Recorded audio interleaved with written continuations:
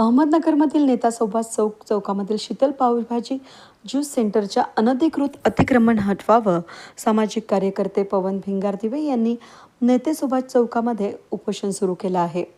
या संदर्भामध्ये आयुक्तांना निवेदन देण्यात आलं. या शॉपिंग कॉम्प्लेक्सच्या वाहनतळावर ताबा मारल्यानं रस्त्यावर लावली जातात.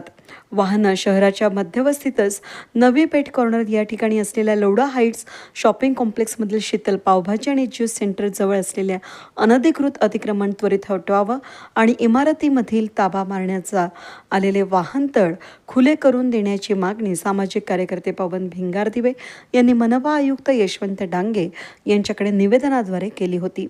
या प्रकरणी कारवाई न झाल्यामुळे लोढा हाईट्स या शॉपिंग कॉम्प्लेक्स समोर उपोषणासाठी बसले आहेत. आयुक्त साहेब यांना भेटून निवेदन दिलं की अहमदनगर नवी पेठ कॉर्नर लोढा हाईट्स इथे जी बिल्डिंग आहे लोढा हाईट्स म्हणून, त्या बिल्डिंगची जी पार्किंग आहे तिथं शीतल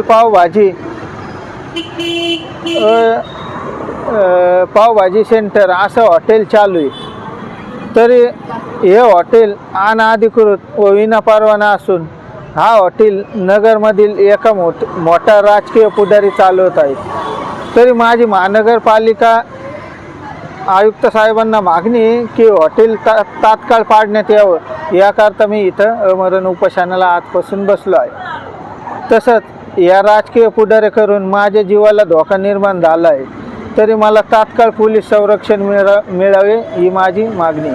कोण आहे तो राजकीय पुढारी? माझ्या आमदाराचा मुलगा आहे, त्यांच्या ताब्यात येते.